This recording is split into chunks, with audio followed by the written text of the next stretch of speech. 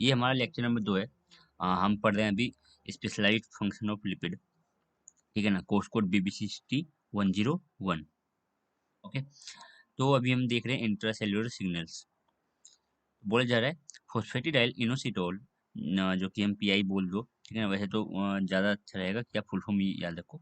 तो phosphatidyl inositol and it's phosphorylated derivative, समझ रहे हो ना, फॉस्फोराइलेटेड, इसी में अगर फॉस्फेट अगर आप जोड़ दो तो वो जो डेरिवेटिव होगा तो उसी को हम बोल रहे हैं its phosphorylated derivatives.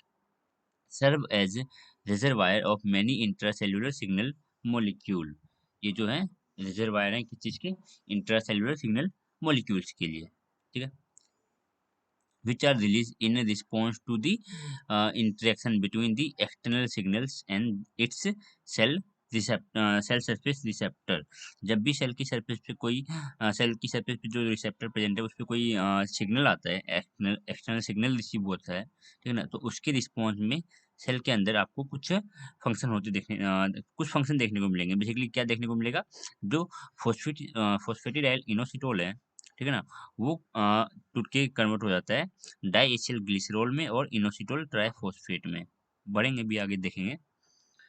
Figure 11.4 demonstrate the formation of intracellular signal molecule like IP3 inositol triphosphate and DAG diacyl glycerol। समझो, इनोसिटोल ट्राइफॉस्फेट और डाइएथिल ग्लिसरॉल बनता है किसमें से, from phosphatidyl inositol 4,5 bisphosphate, phosphatidyl inositol 4,5 bisphosphate. तो सेल जब भी cell के जो मेम्ब्रेन है, ऐसे डायरेक्ट बोलो कि सेल जब भी कोई सिग्नल रिसीव करता है तो क्या होता है, सेल के अंदर फॉस्फेटिडाइल इनोसिटोल 4,5 बिसफॉस्फेट ये टूट के कन्वर्ट हो जाता है डाइएथिल ग्लिसरॉल और इनोसिटोल ट्राइफॉस्फेट में, ठीक है ना। यहाँ पे एक एंजाइम रिस्पॉन्सिबल होता है इस चीज के, ये जो आप देख रहे हो ये देखो, इस चीज से टूट के ये दोनों चीज बनना, ठीक है ना। यहाँ पे एक एंजाइम रिस्पॉन्सिबल होता है फोस्फोलाइपेज C, ठीक है। इनोसिटोल ट्राइफॉस्फेट, ये तो IP3 बोलो, inositol triphosphate is soluble, generally ये वाटर सोल्यूबल होता है, ठीक है ना। इनोसिटोल ट्राइफॉस्फेट जो हम देख रहे हैं ये वाटर सोल्यूबल है and releases c calcium plus 2 ion, ठीक है ना, ये कैल्शियम प्लस 2 आयन रिलीज करता है, आपको दिख भी रहा होगा।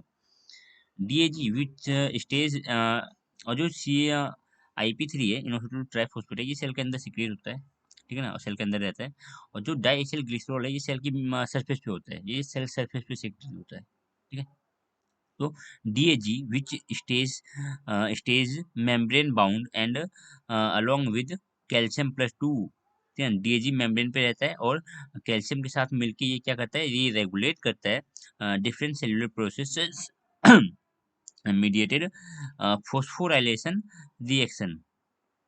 इन जनरल बोल सकते हो, ठीक है ना, कि ये फॉस्फोराइलेशन रिएक्शन को ये मीडिएट करता है, रिएक्शन को फॉस्फोराइलेशन मीडिएट रिएक्शन को ये मीडिएट करता है, मीन्स उसको ये होने में हेल्प करता है, कहीं ना कहीं अपना रोल प्ले करता है फॉस्फोराइलेशन रिएक्शन के लिए, ठीक है।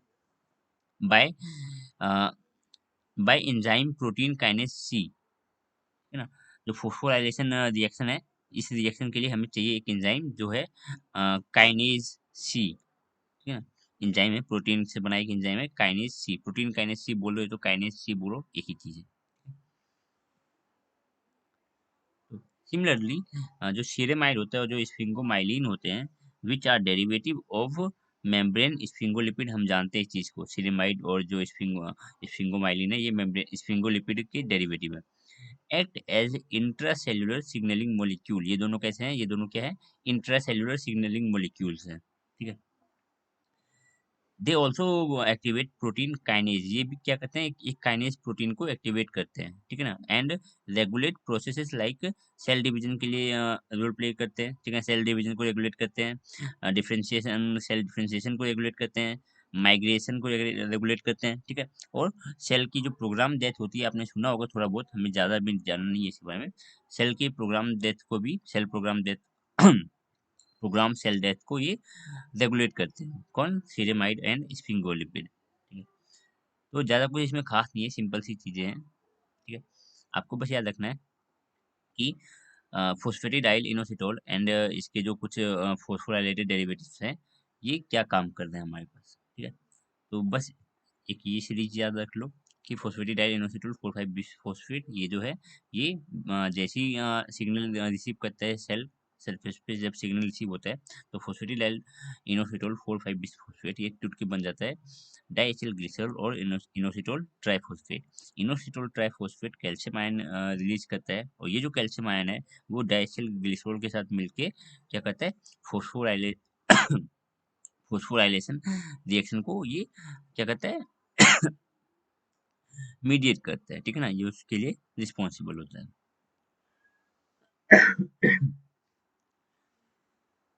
बाकी जो डाइएथिल ग्लिसरॉल है और जो कैल्शियम आयन है ये एक्टिवेट करता है प्रोटीन काइनेज सी को।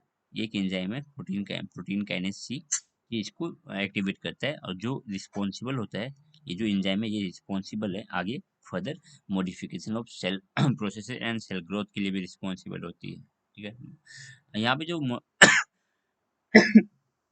मॉड्यूलेशन ऑफ सेल प्रोसेस है, तो यहाँ पे कोई सेल का एक छोटा सा प्रोसेस नहीं है, बहुत सेल की बहुत सारी प्रोसेस है जो जिसको रेगुलेट करता है, ठीक है ना, ये एंजाइम। तो हाँ, इन एंजाइम प्रोटीन काइनेज सी को एक्टिवेट करने के लिए रिस्पॉन्सिबल है डाइएथिल ग्लिसरॉल, ठीक है, DAG and calcium plus 2 ion.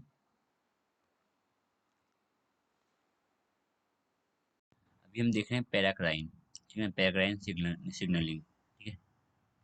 तो बोला जा रहा है eicosanoids are the signalling molecule in animals that carry the signal to nearby cell within a tissue. देखो पैराक्राइन में होता क्या था, इधर देखो, पैराक्राइन में क्या होता था कि नियर बाय सेल से सिग्नल आते थे, ठीक है ना। एंडोक्राइन में क्या होता था, सिग्नल मॉलिक्यूल जो थे वो ब्लड स्ट्रीम के थ्रू जाते थे दूसरे सेल में, ठीक है ना, मतलब यहाँ लॉन्ग डिस्टेंस था, ऐसा आप बोल सकते हो, ठीक है।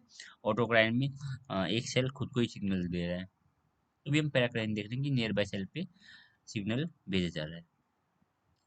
तो इकोस्नोइड्स ये कुछ सिग्नलिंग मॉलिक्यूल हैं जो क्या करते हैं, ये कैरी करते हैं signal to nearby cells within a tissue, एक टिश्यू के अंदर ही। Therefore act as paracrine signals, इसलिए हम इसको बोलते हैं paracrine signal, nearby cells में जा रही है सिग्नल्स।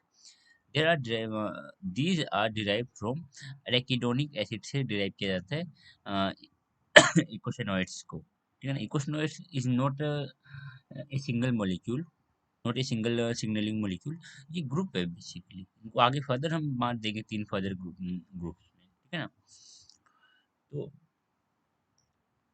तो ये याद रखना, एराकिडोनिक एसिड से इसको डिराइव किया जाता है इकोसिनोइड्स को, ठीक है।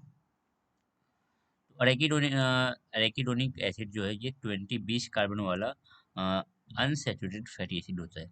20 कार्बन वाला अनसैचुरेटेड फैटी एसिड, ज़्यादा हमें नहीं जानना इसके बारे में, ठीक है ना। Form from degradation of phospholipid by action of phospholipase A2, ठीक है ना। फॉस्फोलिपिड को आप डिग्रेड करो, फॉस्फोलिपिड पे आप फॉस्फोलाइपेज को ऐड कराओ, जिससे आपको क्या मिलेगा, एराकिडोनिक एसिड। हमें नहीं जानना इतना, हमें बस याद रखना है इकोसिनोइड्स काम में आते हैं नियर बाय सेल में सिग्नलिंग करने के लिए, ठीक है ना। इकोसिनोइड्स सिग्नल मॉलिक्यूल है जो नियर बाय सेल में सिग्नल भेजते हैं, और जो इकोसिनोइड्स हैं ये एराकिडोनिक एसिड से ड्राइव किए जाते हैं, ठीक है ना, एराकिडोनिक एसिड से बनते हैं, ऐसे आप बोल सकते हो, ठीक है ना। हाँ, और हमें आज ज़्यादा नहीं जानना एराकिडोनिक एसिड कैसे आया, ठीक है। देयर आर 3 टाइप ऑफ इकोसिनोइड्स, ठीक है ना। इकोसिनोइड्स को हम 3 फर्दर क्लासेस में बांट देते हैं।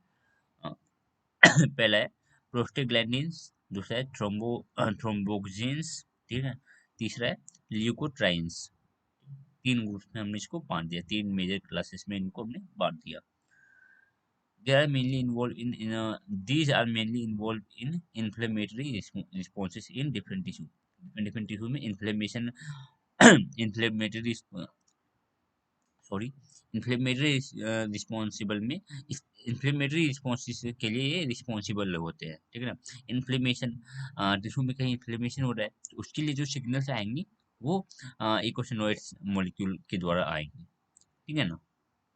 याद रखना इन्फ्लेमेटरी रिएक्शन के लिए रिस्पॉन्सिबल है ये। Prostaglandins, prostaglandins get their name from prostate gland, इसका जो नाम प्रोस्टाग्लैंडिन नाम पड़ा है ये प्रोस्टेट ग्लैंड की वजह से मिला है, क्योंकि फर्स्ट टाइम इसको प्रोस्टेट ग्लैंड से ही आइसोलेट किया गया था, ठीक है ना। The tissue from which they were first isolated. अब ऐसा बात नहीं है कि ये बस प्रोस्टेट ग्लैंड में ही देखने को मिलता है, नहीं, ये बहुत जगह और भी बहुत जगह देखने को मिलता है, लेकिन फर्स्ट टाइम उधर देखने को मिला था। They are involve in contraction of smooth muscle की कॉन्ट्रेक्शन के लिए रिस्पॉन्सिबल होते हैं, लाइक यूट्रस के मसल को कॉन्ट्रैक्ट करा सकता है during menstruation and labour pain, ठीक है।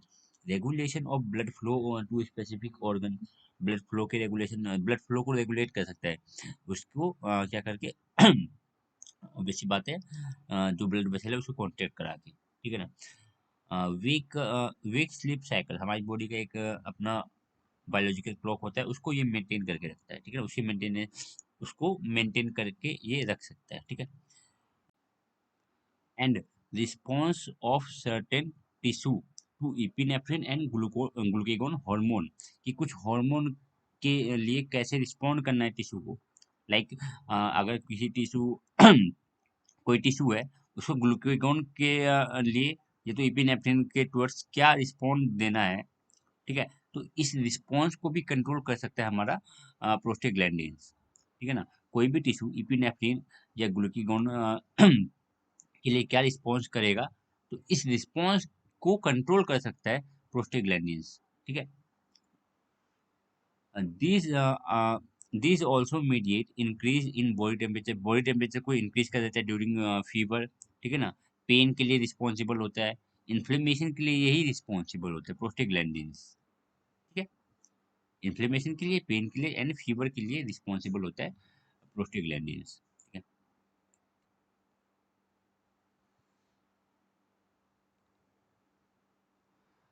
थ्रोम्बोक्सिन्स, ठीक है ना, these are produced by platelets, platelets हैं जिसको हम थ्रोम्बोसाइट्स भी बोलते हैं, उनके द्वारा प्रोड्यूस किया जाता है थ्रोम्बोक्सिन्स, ठीक है ना।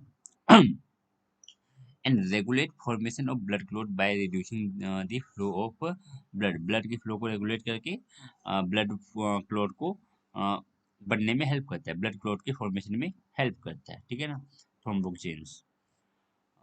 Reducing the blood flow of blood at the site of clot formation, जहाँ पे क्लॉट करना है, ब्लड क्लॉट करनी है, तो वहाँ पे ब्लड का क्या कर देगा ये ब्लड के फ्लो को रिड्यूस कर देगा, सो दैट जो क्लॉट है वो इजीली हो जाए।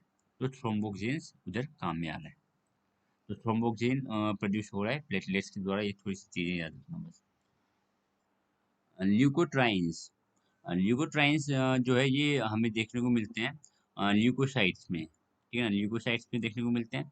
Leukotrienes are the signals for contraction of smooth muscle in lungs, lungs में जो स्मूथ मसल पाए जाते हैं, तो उसके कॉन्ट्रेक्शन के लिए रिस्पॉन्सिबल होते हैं ल्यूकोट्राइन्स, ठीक है। Their overproduction causes asthmatic attack, अगर ज्यादा प्रोड्यूस हो जाए ल्यूकोट्राइन्स तो एस्मेटिक अटैक आ सकता है, अस्थमा आपने सुना होगा, अस्थमा नहीं बोलते उसको, एस्मा बोलते हैं, तो एस्मेटिक अटैक आ सकते हैं।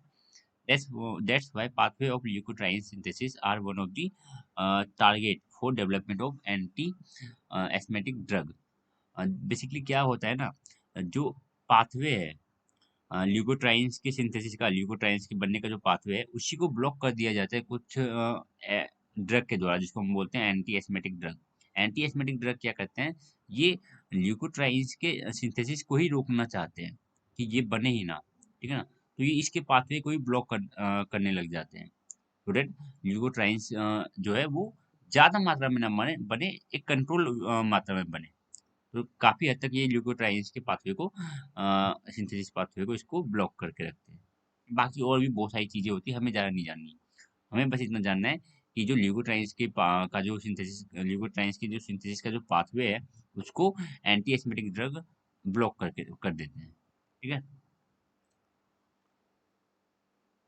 कंप्लीट ब्लॉक तो बिल्कुल नहीं हो पाएगा, ठीक है।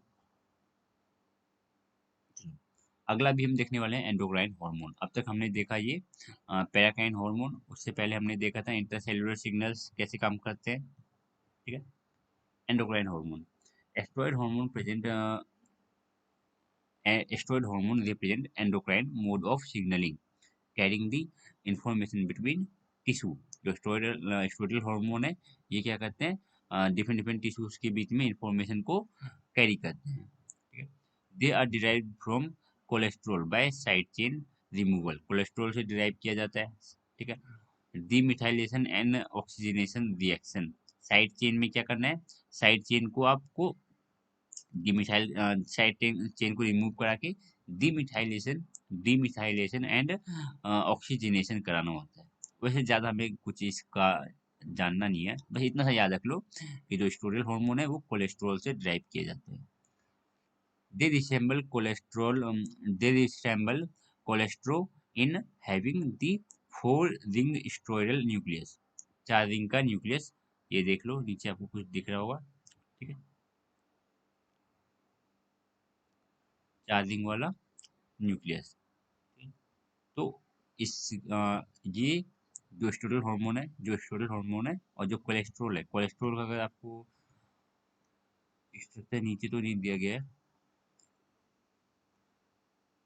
कोलेस्ट्रॉल के स्ट्रक्चर को भी देखो ना, उधर भी ये 4 रिंग हमें देखने को मिलते हैं,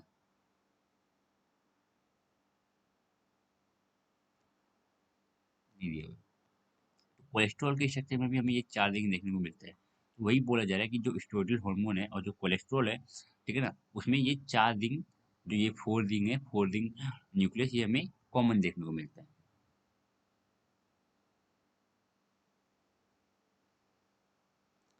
and differ in being more polar than cholesterol. ये जो स्टेरॉयड हार्मोन है ये कोलेस्ट्रॉल से ज्यादा पोलर है, कोलेस्ट्रॉल से ज्यादा पोलर होते हैं। These are carried in blood from the site of synthesis to the target tissue, uh, where they diffuse through plasma membrane. ये सब जो स्टेरॉयड हार्मोन है ये कैसे जाते हैं टारगेट सेल पे, जहाँ से ये सिंथेसिस हुए वहां से इसको ब्लड में भेज दिया जाएगा, और ब्लड के थ्रू ये टारगेटेड सेल के पास पहुंच जाएंगे, where they diffuse through plasma membrane के थ्रू सेल में एंटर कर जाएंगे, and bind their intracellular receptor. Cell के अंदर जो भी रिसेप्टर होगा वहां से जाके बाइंड कर जाएंगे, किसी स्पेसिफिक रिसेप्टर पे बाइंड करेंगे on nucleus to affect growth and development. Nucleus के पे जाके रिसेप्टर पे बाइंड कर जाएंगे, ठीक है, और ग्रोथ और डेवलपमेंट को इन दोनों फैक्टर को ये अफेक्ट करेंगे। अब सिंपल सा अगला, sex hormone and corticoids come in this category. ये दोनों जो एग्जांपल है ये इसी के हैं, स्टेरॉयड हार्मोन के। Testosterone, oestrogen, progesterone are the sex hormone produced by the gonads के द्वारा इन सारे हार्मोन्स को प्रोड्यूस किया जाता है। ये सारे हार्मोन स्टेरॉयड हार्मोन है, ठीक है, ब्लड के थ्रू जाएंगे ये अपने टारगेटेड सेल के पास। The corticosteroid are produced by the adrenal gland. जो कोर्टिकोस्टेरॉइड है वो एड्रिनल ग्लैंड के द्वारा प्रोड्यूस किया जाता है, and include the glucocorticoids and mineralocorticoids. ये 11th-12th की बात है, वही हम वापस से देखें। Glucocorticoids regulates glucose level in blood plasma independently of food intake. जो ग्लूकोकोर्टिकोइड्स है ये ग्लूकोज लेवल को बैलेंस कर रहे हैं, सेल के अंदर ग्लूकोज के लेवल को बैलेंस कर रहे हैं, इंडिपेंडेंट काम कर रही है, ठीक है ना। और मिनरलोकोर्टिकोइड्स ये ऐड करते हैं किडनी पे, कि जिसके लिए सॉल्ट एंड वाटर के बैलेंस को मेंटेन करने के लिए, ठीक है ना, ये रेगुलेट करते हैं सॉल्ट और वाटर के बैलेंस को। मिनरलोकोर्टिकोइड्स, ग्लूकोकोर्टिकोइड्स सेल के अंदर ग्लूकोज का लेवल मेंटेन करके रखते हैं, ठीक है ना। बाकी हमने सेक्स हार्मोन देख लिया, अब अगला बच जाता है, in addition to steroidal hormone cholesterol is also the precursor of vitamin D. Vitamin D का प्रीकर्सर है कोलेस्ट्रॉल, ठीक है ना। बाकी स्टेरॉयडल हार्मोन का भी प्रीकर्सर कोलेस्ट्रॉल है, which plays an essential role in the control of calcium and phosphorus metabolism। जो विटामिन डी है वो रिस्पॉन्सिबल है किसके लिए, कैल्शियम एंड फॉस्फोरस के कंट्रोल मेटाबॉलिज्म के लिए, ठीक है? तो विटामिन डी बेसिकली क्या काम कर रहे हैं, ये कैल्शियम और फॉस्फोरस की मेटाबॉलिज्म को कंट्रोल करके रख रहे हैं। विटामिन डी थ्री क्या कोलिकैल्सिफेरॉल बोल सकते हो आप इसको, cholecalciferol is form from 7 dehydro cholesterol. तो ये भी बोल सकते हो कि जो कोलेस्ट्रॉल है वो विटामिन डी का भी प्रिकर्सर, ऐसा बोल सकते हो।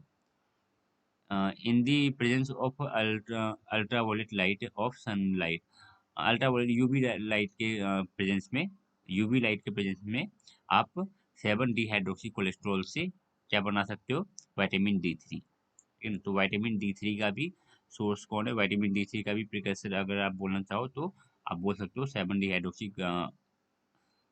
कोलेस्ट्रॉल, ठीक है, जो कि 7 डिहाइड्रोक्सी कोलेस्ट्रॉल का दूसरा नाम यहाँ पे प्रोवाइटामिन D3 बोला जा रहा है। प्रोवाइटामिन D3 की मीन्स इसी से विटामिन D3 बन रहा है, ठीक है। Vitamin D3 is converted into calci calcitriol, ठीक है। तो विटामिन D3 को कैल्सीट्रायोल में बदल दिया जाता है, the active hormone in the liver and kidneys. और जो कैल्सीट्रायोल है वो एक हार्मोन है जो लिवर और किडनीज में पाए जाते हैं, एक्टिव हार्मोन है जो लिवर और किडनीज में पाए जाते हैं, ठीक है। तो यहाँ पे हम देख पा रहे हैं जो कैल्सीट्रायोल है वो बनाया जा रहा है विटामिन D3 से, और जो विटामिन D3 है वो बनाया जा रहा था 7 डिहाइड्रोक्सी कोलेस्ट्रॉल से। बेसिकली कोलेस्ट्रॉल बोल सकते हो कि कोलेस्ट्रॉल इन्वॉल्व है विटामिन D3 के बनने के लिए, ठीक है ना। और विटामिन D3 से कैल्सीट्रायोल बनता है जो कि एक हार्मोन है, एक्टिव हार्मोन है लिवर एंड किडनीज में, ठीक है। Although not a steroid, vitamin D act in similar fashion. Vitamin D steroid तो नहीं है, लेकिन जिस तरह से जिस तरह से स्टेरॉइड एक्ट करता है, ठीक है ना, जिस तरह से स्टेरॉइड काम करता है, स्टेरॉइडल हार्मोन काम करते हैं, उसी तरह से विटामिन डी भी काम करता है, ठीक है। ज़्यादा ये सब बातें बकवास याद नहीं रखनी। It bind to a receptor which is structurally similar to the steroidal receptor. Steroidal receptor जिस तरह होता है उसी तरह विटामिन डी का भी रिसेप्टर एक जैसे दिखने में मॉर्फोलॉजी उनकी एक समान रहती है। And regulate Uptake of calcium in intestine and calcium level in kidney and bone. तो ये क्या बैलेंस करके रख रहा है, कैल्शियम के अपटेक को, कैल्शियम के अपटेक को इंटेस्टाइन में, इंटेस्टाइन के द्वारा कैल्शियम का अपटेक करना, ठीक है ना। एंड कैल्शियम का level in kidney and bone, bone में और किडनी में कैल्शियम के लेवल को मेंटेन करके रखना, बैलेंस करके रखना, ये भी विटामिन डी कर रहा है। Retinoic acid A derivative of vitamin vitamin A, vitamin A का डेरिवेटिव है रेटिनोइक एसिड जो कि एक हार्मोन है। रेटिनोइक एसिड एक हार्मोन है which bind to its receptor in nucleus. जो रेटिनोइक एसिड है उसका भी रिसेप्टर न्यूक्लियस में देखा जा रहा है, ठीक है ना, वहाँ पे जाके ये बाइंड कर रहा है।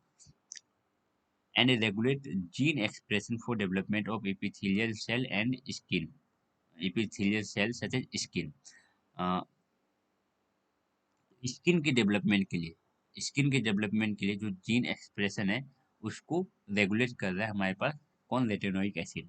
रेटिनोइक एसिड का जो रिसेप्टर है वो न्यूक्लियस में पाया जा रहा है, वो रेगुलेट करता है जीन एक्सप्रेशन किस चीज के लिए, एपिथेलियल सेल्स के डेवलपमेंट के लिए। एपिथेलियल सेल्स हमारी जो स्किन सेल है वो भी एक एपिथेलियल सेल है।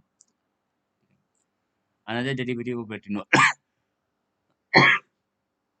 अनदर डेरिवेटिव ऑफ रेटिनोल जो कि विटामिन ए है। रेटिनोल का दूसरा डेरिवेटिव है रेटिनल, ठीक है ना, रेटिनोल और रेटिनल अलग अलग चीजें। तो विटामिन ए उसका डेरिवेटिव है retinal which is a visual pigment and in initiate responses of rod and cone cell. Rod और कॉन सेल के रिस्पॉन्सेस के लिए, रिस्पॉन्स के लिए जरूरी होता है, ठीक है ना। रोड सेल और कॉन सेल के लिए के रिस्पॉन्स के लिए जरूरी है कौन सा हमारा, retinal. Retinal is important for visual pigment such as rod and cone cell, ठीक है ना। रोड और कॉन सेल का रिस्पॉन्स उसके लिए जरूरी है रेटिनल। तो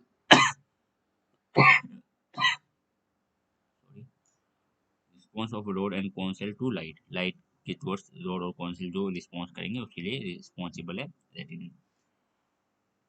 producing a neurological signal to brain. और जो रोड सेल और कॉन सेल है ये सिग्नल भेजते हैं कहाँ पे, ब्रेन के पास। ऑब्वियस सी बात है, इतना तो हमें आता ही है। तो रोड सेल और कॉन सेल का जो रिस्पॉन्स है, ठीक है ना, इसके लिए जरूरी है रेटिनॉल, ठीक है ना। और जो रेटिनॉल है, सॉरी, इसके लिए जरूरी है रेटिनल, और जो रेटिनल है वो विटामिन ए का डेरिवेटिव है, ठीक है ना। विटामिन ए को रेटिनॉल भी बोला जाता है।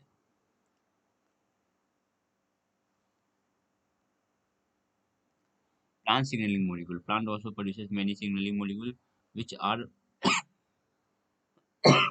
volatile in nature. अब volatile आपको पता है क्या होता है, ठीक है ना। अगर आपने सॉल्यूशन चैप्टर थोड़ा सा भी केमिस्ट्री में पढ़ा था तो आपको volatile का मतलब पता होगा।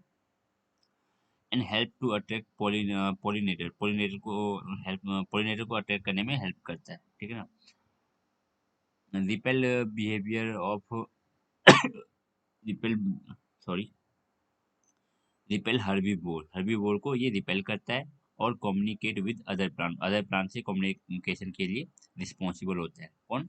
प्लांट में जो सिग्नलिंग मॉलिक्यूल होते हैं, ठीक है ना। प्लांट में जो सिग्नलिंग मॉलिक्यूल होते हैं उनका काम है अट्रैक्ट करना पॉलिनेटर्स को, रिपेल करना हार्बीवोर्स को, ठीक है ना, और कम्युनिकेट करना अदर पार्ट ऑफ प्लांट से। ये तो प्लांट डिफरेंट प्लांट से, ठीक है ना। ये तो सेम पार्ट प्लांट के सेम पार्ट में प्लांट के डिफरेंट डिफरेंट पार्ट से कम्युनिकेट करना, ये तो डिफरेंट प्लांट से कम्युनिकेट करना, दोनों जगह काम में आता है।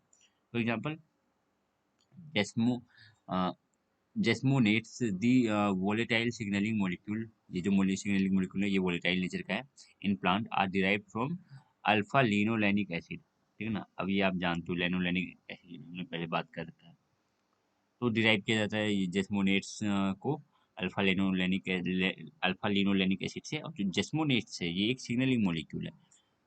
This play role in plant development such as seed germination के लिए रिस्पॉन्सिबल है ये जेस्मोनेट। सीड जर्मिनेशन के लिए रिस्पॉन्सिबल है, ग्रोथ ऑफ रूट के लिए रिस्पॉन्सिबल है, फ्लावरिंग ट्यूबर के लिए रिस्पॉन्सिबल है, as well as targeting of immune response to wound, ठीक है ना। जो अगर कहीं प्लांट में कहीं वुंड है तो वुंड को वापस से ठीक करने के लिए जो इम्यून सिस्टम रिस्पॉन्स करेगी उस रिस्पॉन्स के लिए जरूरी है जेस्मोनिड्स। उस रिस्पॉन्स के लिए रिस्पॉन्सिबल है जेस्मोनिड्स, ठीक है ना, इम्यून रिस्पॉन्स के लिए। एंड पैथोजन पैथोजन इन्वेजन के लिए भी यही मॉलिक्यूल रिस्पॉन्सिबल है। Other plant signalling molecules with characteristics fragrance are limonene, ये भी एक सिग्नलिंग मॉलिक्यूल है, ठीक है, प्लांट में। इन lime and A pine in pine tree में पाइन, ये तो बड़ा अजीब सा नाम है, पाइन ही बोलेंगे ना इसको। तो पाइन एक सिग्नलिंग मॉलिक्यूल है जो प्लांट पाइन ट्री में पाया जाता है। लिमोलिन भी एक सिग्नलिंग मॉलिक्यूल है। और अभी हमने देखा एक जेस्मोनेट्स, ठीक है। बाकी इनके काम से हमने डिफरेंट डिफरेंट काम हमने रोल देख रखे हैं, ठीक है। बस थोड़ा बहुत आपको चीज़ें याद करनी पड़ेगी, याद रखने का ये, और इसमें कुछ खास है नहीं समझने का, ठीक। बाकी एक लेक्चर लेंगे जिसमें ये हमारा कंप्लीट हो जाएगा। अभी के लेक्चर के लिए इतना ही काफ़ी है। बाकी ये हमने आपको बताया था फॉस्फेटिलाइल 4,5 बिस्फोस्फेट, ये टूट के कन्वर्ट हो रही थी डाइएसिल ग्लिसरॉल में और इनोक्सिडोल ट्राइफॉस्फेट में, सेम, ठीक है। अब जो प्रोटीन काइनेस एक्टिवेशन, यहाँ पे एक एंजाइम था, हमने बात किया हुआ था, ठीक है। सिंपल है। इस यहाँ पे भी फॉस्फेटिडाइल 4,5 बिस्फोस्फेट इनो दो भाग में टूटा था, उसके लिए एक एंजाइम रिस्पॉन्सिबल था। देखो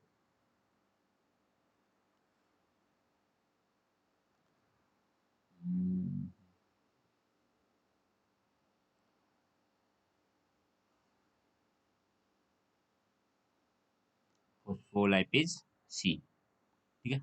तो हमने बात क्या रखा था इस चीज को ना, आप इसी इमेज वाइज में इस पूरे थ्योरी को एक ऐसे ही इमेज में कन्वर्ट करके वहाँ पे हर एक चीज लिख लो, ठीक है ना, वो ज्यादा अच्छा रहेगा याद करने के लिए, ठीक है।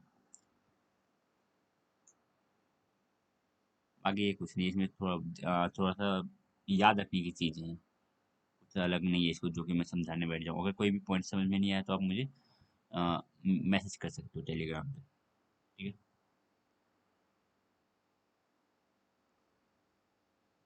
ये अभी अभी हमने बात किया, student hormone is more polar than cholesterol. Cholesterol से ज़्यादा पोलर होता है स्टूडेंट हार्मोन। जस्ट अभी हमने बात किया, यस ये ट्रू है। देखो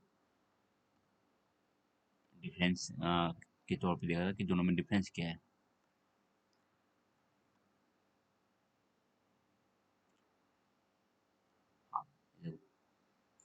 हाँ दे रिसेंबल इन, हाँ, and differ in being more polar than cholesterol. ये जो स्टूडेंट हार्मोन है वो ज़्यादा पोलर होते हैं कोलेस्ट्रॉल से, जस्ट अभी बात किया था हमने, ठीक है।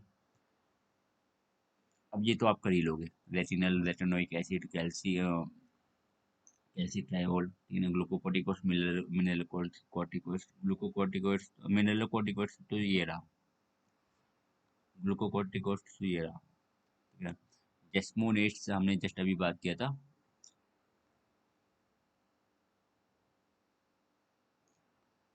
कैल्शियम लेवल नहीं, विजुअल पिगमेंट नहीं, प्लांट डेवलपमेंट के लिए जरूरी है।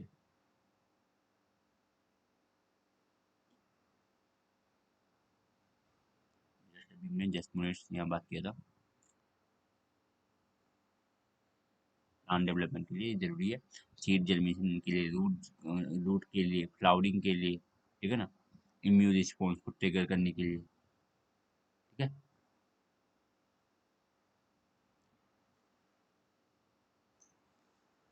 बाकी रेटिनल, रेटिनोइक एसिड और कैल्शियम ट्रायोल, देखो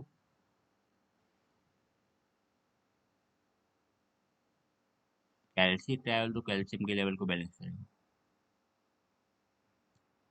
रेटिनोइक एसिड, रेटिनल तो विजुअल पिगमेंट के लिए रिस्पॉन्सिबल होगा। जैसे भी हमने बात की थी, जो रेटिनल है वो रेटिनॉल का क्या है, डेरिवेटिव है।